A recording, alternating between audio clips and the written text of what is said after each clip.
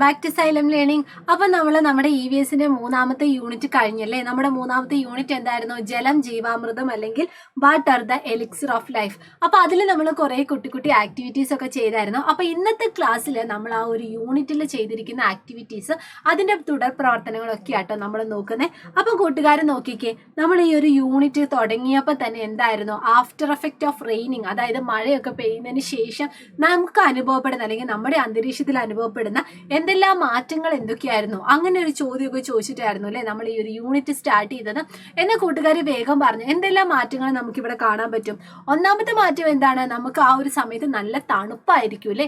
അതുപോലെ തന്നെ എന്താണ്? കുളം, തോട്, പിന്നെ അരുവി, അവയൊക്കെ എന്താണ് അവിടെയുള്ള ജലമൊക്കെ നിറയും. പിന്നെ എന്താണ്? കുഞ്ഞു ചെടികൾ നമുക്ക് മുളച്ചു വരുന്നതായിട്ട് കാണാൻ പറ്റും. പിന്നെ പുതിയ കൃഷികളൊക്കെ ആരംഭിക്കാം. പിന്നെ എന്താ സംഭവിക്കുന്നത്? താഴ്ന്ന പ്രദേശത്തുള്ളവ അല്ലെങ്കിൽ ചെറിയ കുഴികളൊക്കെ ഉണ്ടെങ്കിൽ അവയിലൊക്കെ എന്താണ്? വെള്ളം നിറയൂ അല്ലേ. പിന്നെ മണ്ണ് ഒലിച്ചു പോകാനുള്ള ചാൻസ് ഉണ്ട്. അതുമാത്രമല്ല നമ്മുടെ മണ്ണിൻ്റെ അടിയിൽ നിന്ന് ചെറിയ ജീവികൾ, ഈയാമ്പാറ്റകളൊക്കെ മണ്ണിൽ നിന്ന് ഉയർന്ന് പറന്ന് വരുന്നതായിട്ട് നമുക്ക് കാണാൻ പറ്റും. അപ്പൊ എന്തൊക്കെയാണ്? വി ഫീൽ കോൾഡ്, നമുക്ക് തണുപ്പ് അനുഭവപ്പെടും. പിന്നെ എന്താണ്? Water bodies like wells, canals, ponds, rivers ഒക്കെ എന്താണ്? പെട്ടെന്ന് തന്നെ ഫില്ലപ്പ് ആവും. പിന്നെ grass grows in a yard, അതായത് ചെറിയ കുഞ്ഞു സസ്യങ്ങൾ, പ്ലാന്റ്സും ട്രീസും ഒക്കെ എന്താണ്? ഇങ്ങനെ മുളച്ചു വരും. Cultivation begins. Pits and low lands fill with water. Soil rain away, മണ്ണ് ചിലപ്പോൾ ഒലിച്ചു പോകാനുള്ള ചാൻസ് ഉണ്ട്. പിന്നെ മെയ് ഫ്ലൈസ്, അതായത് ചെറിയ ഈയാമ്പാറ്റകളൊക്കെ നമ്മുടെ ആ ഒരു മണ്ണിൽ നിന്ന് ഇങ്ങനെ ഉയർന്നു പൊങ്ങി പറന്നു പോകുന്നതായിട്ടൊക്കെ നമുക്ക് കാണാൻ പറ്റും. ഇനി അങ്ങനെയാണെങ്കിൽ മിസ്സിൻ്റെ അടുത്ത ചോദ്യം ഇതാണ്: വാട്ടർ സോഴ്സസ്, അതായത് നമുക്ക് ചുറ്റും ഉണ്ടാവുന്ന സോഴ്സ് ഓഫ് വാട്ടേഴ്സ്, അതായത് ജലത്തിൻ്റെ വിവിധ സ്രോതസ്സുകളുണ്ടാവും. അവ ഏതൊക്കെയാണ് കൂട്ടുകാർക്ക് അറിയാവുന്നത്? ഇവിടെ നോക്കി കുറേ എഴുതി വെച്ചിട്ടുണ്ട് അല്ലേ. വെൽ, പോണ്ട്, കനാൽ, റിവർ, ലേക്ക്, അതായത് കിണറുണ്ട്, കുളം, കനാൽ, നദി, കായലുണ്ട്, തടാകമുണ്ട്, സ്ട്രീം, അരുവിയുണ്ട്, ബോർവെൽ എന്ന് പറഞ്ഞാൽ എന്താണ്? കുഴൽ കിണർ. പിന്നെ പബ്ലിക് ടാപ്പ് അല്ലെങ്കിൽ പൊതു ടാപ്പ്. ഇവയൊക്കെ എന്താണ്? ശരിക്കും വാട്ടർ സോഴ്സസ് ആണല്ലേ, അല്ലെങ്കിൽ ജലസ്രോതസ്സുകളാണ് നമുക്ക് പറയാൻ പറ്റും. നമ്മുടെ ഗ്രാമപ്രദേശത്തൊക്കെ ആണെങ്കിൽ കിണറുണ്ടാവും. അപ്പം അത്രയും കുഴിച്ചാൽ വെള്ളം കിട്ടിയില്ലെങ്കിൽ എന്താ? നമ്മൾ കുറച്ചും കൂടി ആഴത്തിൽ അങ്ങ് കുഴിക്കൂലേ, അതാണ് നമ്മുടെ കുഴൽ കിണർ അല്ലെങ്കിൽ ബോർവെൽ എന്നൊക്കെ അറിയപ്പെടുന്നത്. പിന്നെ അതുപോലെ തന്നെ പബ്ലിക് ടാപ്പ് ഉണ്ടാവൂലേ, അതായത് പൊതു ടാപ്പൊക്കെ നമുക്ക് ഉണ്ടാവും. ഇനി അടുത്ത ചോദ്യം വളരെ സിമ്പിളാണ്. ജലത്തിന്റെ വിവിധ ഉപയോഗങ്ങൾ എന്തെല്ലാമാണ്? ഇപ്പൊ രാവിലെ എഴുന്നേൽക്കുമ്പോൾ തൊട്ട് രാത്രി ഉറങ്ങുന്നത് വരെയുള്ള ഒരു സമയം നിങ്ങൾ എടുക്കുവാണെങ്കിൽ നിങ്ങൾ എന്തൊക്കെ ജലം കൊണ്ട് ഉപയോഗിക്കും? എന്തിനൊക്കെ നിങ്ങൾ ജലം യൂസ് ചെയ്യുന്നുണ്ടെന്ന് ആലോചിച്ചാൽ മതി. എന്തിനൊക്കെയാണ്? To drink, to bath, to cooking, അതുപോലെ തന്നെ ഫ്ലോർ ക്ലീൻ ചെയ്യാൻ, പിന്നെ നമ്മുടെ വെഹിക്കിൾസും ക്ലോത്ത്സും ഒക്കെ എന്താണ്? വാഷ് ചെയ്യാം, ടീത്ത് ബ്രഷ് ചെയ്യാം, പ്ലാന്റ്സിന്, നമ്മുടെ ചെടികൾക്കൊക്കെ വെള്ളം നനയ്ക്കുന്നുണ്ടാവും. പിന്നെ അഗ്രികൾച്ചർ പർപ്പസിനും ഇൻഡസ്ട്രിയൽ പർപ്പസിനും ഒക്കെ നമ്മൾ ജലം യൂസ് ചെയ്യുന്നുണ്ട്. അതായത് തുണി കഴുകാം, പാത്രം കഴുകാം, ചെടി നനയ്ക്കാൻ, കുളിക്കാൻ, കുടിക്കാൻ, തറ കഴുകാൻ, പല്ല് തേക്കാൻ, വാഹനങ്ങൾ കഴുകാൻ, കൃഷിയുടെ ആവശ്യത്തിനും വ്യാവസായിക ആവശ്യത്തിനൊക്കെ നമ്മൾ ജലം ഉപയോഗിക്കുന്നുണ്ട്. അങ്ങനെയാണെങ്കിൽ ഈ ഒരു ജലം, വാട്ടർ സ്കാർസിറ്റി അല്ലെങ്കിൽ ജലത്തിൻ്റെ ലഭ്യതക്കുറവ് മൂലം നമുക്ക് നേരിടേണ്ടി വരുന്ന പ്രശ്നങ്ങൾ എന്തെല്ലാമായിരിക്കും? ഒന്ന് ആലോചിച്ച് പറഞ്ഞു. ഇപ്പം ജലം ഒന്ന് നമുക്ക് നല്ല രീതിയിൽ കിട്ടിയില്ലെങ്കിൽ പിന്നെ എന്തായിരിക്കും നമ്മുടെ അവസ്ഥ? നമ്മുടെ ചുറ്റും ഉണ്ടാവുന്ന കിണറുകളും തടാകങ്ങളും ഒക്കെ എന്താവും? അവയൊക്കെ എന്താണ്? വറ്റിപ്പോകൂലേ. അതുപോലെ തന്നെ എന്താണ്? കാർഷിക പ്രശ്നങ്ങളുണ്ടാവും. തണ്ണീർത്തടങ്ങളൊക്കെ അപ്രത്യക്ഷമാകും.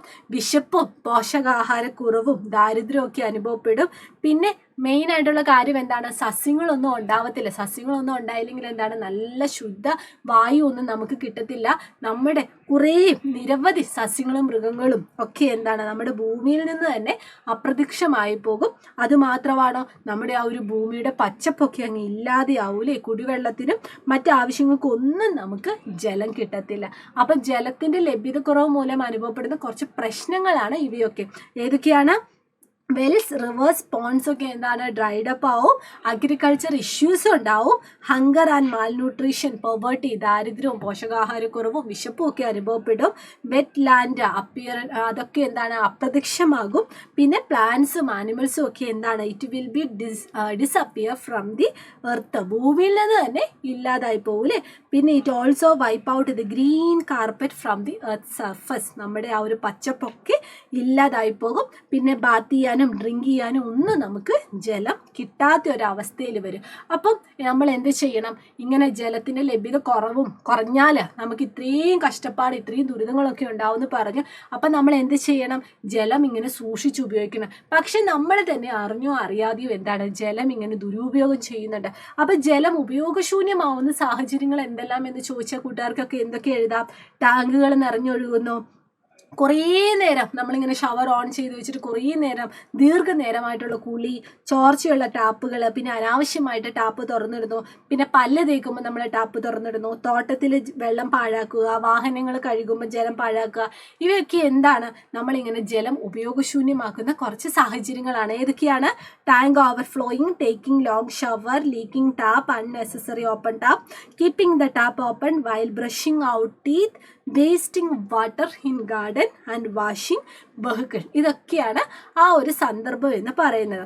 അപ്പോൾ ഇതിനെതിരെ ചെയ്യാൻ വേണ്ടി, അതായത് ജലം സംരക്ഷിക്കണം, വാട്ടർ കൺസർവേഷനൊക്കെ വേണ്ടി നമുക്ക് കുറേ ആക്ടിവിറ്റീസ് ചെയ്യാൻ പറ്റും. എന്തൊക്കെ ചെയ്യാൻ പറ്റും നോക്കിക്കേ. പ്ലക്കാർഡ്സ് യൂസ് ചെയ്യാൻ വേണമെങ്കിൽ, poster, cartoon, bulletin board, awareness rally, ഇവയൊക്കെ നമുക്ക് വേണമെങ്കിൽ ഇത്തരം ആക്ടിവിറ്റികളിലൂടെ അല്ലെങ്കിൽ ഇത്തരം പ്രവർത്തനങ്ങളിലൂടെ നമുക്ക് ജലസംരക്ഷണം അല്ലെങ്കിൽ വാട്ടർ കൺസർവേഷൻ എന്ന് പറയുന്ന ആ ഒരാശയം നമുക്ക് പ്രചരിപ്പിക്കാൻ പറ്റും. എന്തിലൊക്കെയാണ്?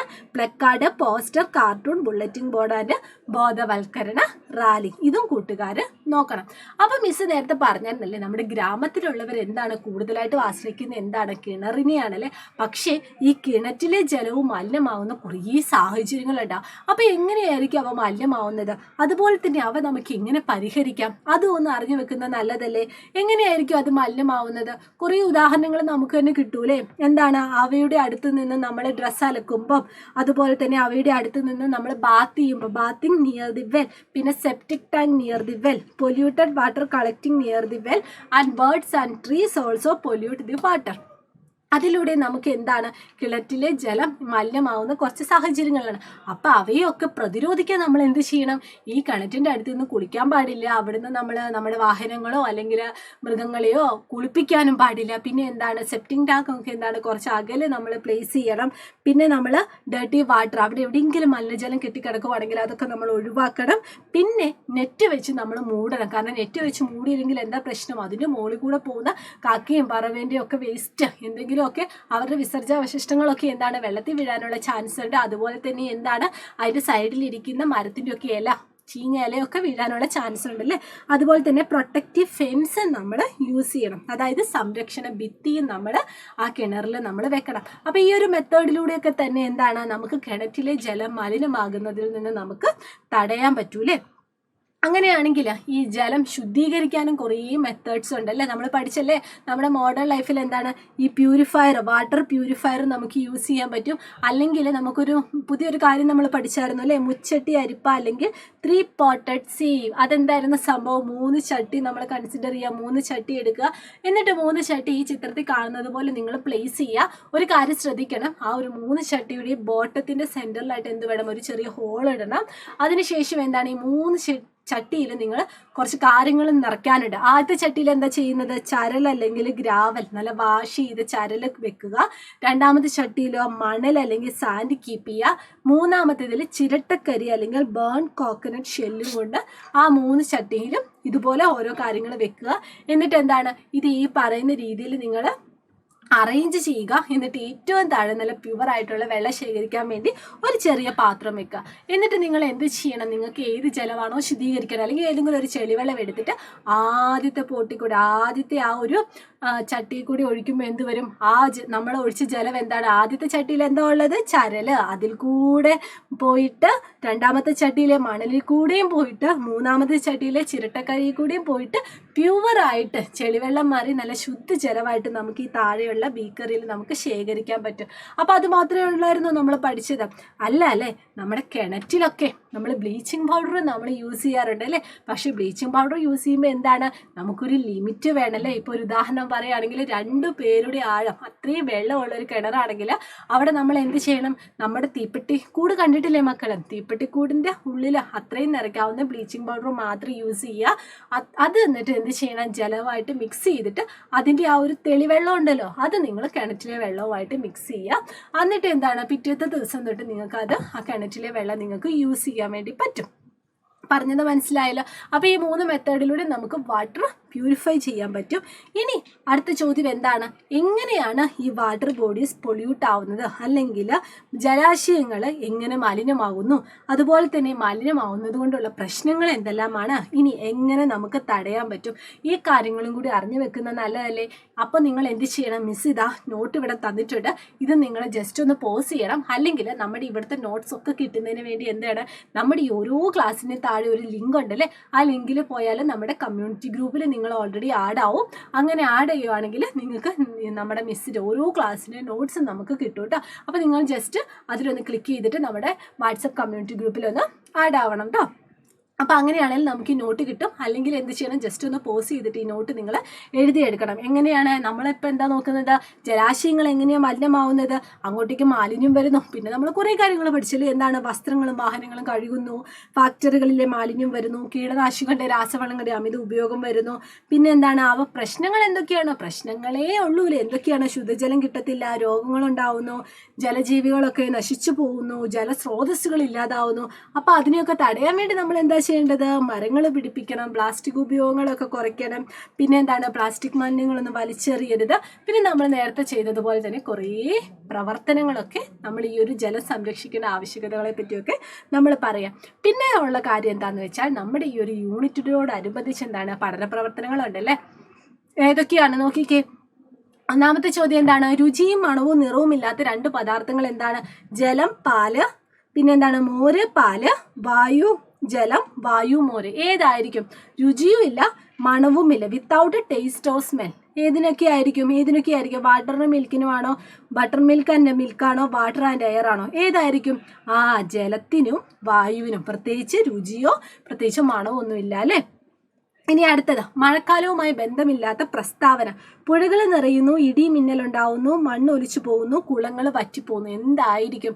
മഴക്കാലത്താണെങ്കിൽ എന്താണെങ്കിലും എന്താണ്, പുഴയിൽ വെള്ളം നിറയും, ഇടി മിന്നലും ഉണ്ടാവും, മണ്ണ് ചിലപ്പോൾ ഒലിച്ചു പോകും. പക്ഷേ കുളങ്ങൾ വറ്റിപ്പോവോ? പോകില്ല. അപ്പോൾ ഏതാണ് ബന്ധമില്ലാത്ത പ്രസ്താവന എന്ന് പറഞ്ഞാൽ? കുളങ്ങൾ വറ്റിപ്പോകുന്നു. അതാണ് ബന്ധമില്ലാത്ത പ്രസ്താവന, അല്ലെങ്കിൽ പോൺസ് ഡ്രൈ അപ്പ്. ഇനി മൂന്നാമത്തെ ചോദ്യം എന്താണ്? കുറേ ചിത്രം കൊടുത്തിട്ടുണ്ട്. ആ ചിത്രത്തിൽ which of the vessel is suitable for use without wasting water. അതായത് ജലം പാഴാക്കാതെ ഉപയോഗിക്കാൻ അനുയോജ്യമായത് ഏതായിരിക്കും? നിങ്ങൾ നോക്കിക്കേ, ഇവിടെ കുറഞ്ഞ അളവിൽ വളരെ ലിമിറ്റഡ് ആയിട്ട് നമുക്ക് ജലം യൂസ് ചെയ്യാൻ പറ്റുന്ന ഏത് വെസലായിരിക്കും? ഈ വെസലില്ലേ, ഇവിടെ എന്താണ്, ഈ ഒരു ഭാഗത്തൂടെ മാത്രമേ ജലം പോകത്തുള്ളൂ. അപ്പം നമുക്ക് ആവശ്യമായിട്ടുള്ള അത്രയും ജലം മാത്രം നമ്മൾ യൂസ് ചെയ്താൽ മതി. അത് ബക്കറ്റും അതുപോലെ തന്നെ കാലമൊക്കെ എന്താണ്, അവിടെയൊക്കെ കുറേ ജലം ചിലപ്പോൾ നമ്മുടെ കൈ തട്ടിയൊക്കെ പോകാനുള്ള ചാൻസ് ഉണ്ട്. പക്ഷേ ഇതിൽ നമുക്ക് ജലം നമുക്ക് സൂക്ഷിച്ച് ഉപയോഗിക്കാൻ പറ്റും അല്ലേ? അപ്പോൾ ഇത്രയും കാര്യങ്ങളേ ഉള്ളൂ നമ്മുടെ മൂന്നാമത്തെ യൂണിറ്റിൽ. അപ്പോൾ കൂട്ടുകാർ എന്ത് ചെയ്യണം? നമ്മുടെ ഈ ഒരു ക്ലാസ് ഒന്നും കൂടി ഒന്ന് കാണണം. എന്നിട്ട് നിങ്ങളുടെ ചുറ്റുമുള്ള ജലാശയങ്ങൾ എന്തെങ്കിലും മലിനമാവുന്നുണ്ടെങ്കിൽ അതിനൊക്കെയുള്ള പ്രതിരോധ പ്രവർത്തനങ്ങളൊക്കെ നിങ്ങളുടെ വീട്ടുകാരോടൊക്കെ പറഞ്ഞ് ചെയ്യണം കേട്ടോ. അപ്പം നമുക്കിനി അടുത്ത ദിവസം കാണാം. അതുവരെ എല്ലാവരും ഹാപ്പി ആയിട്ടിരിക്കുക. ടാറ്റാ.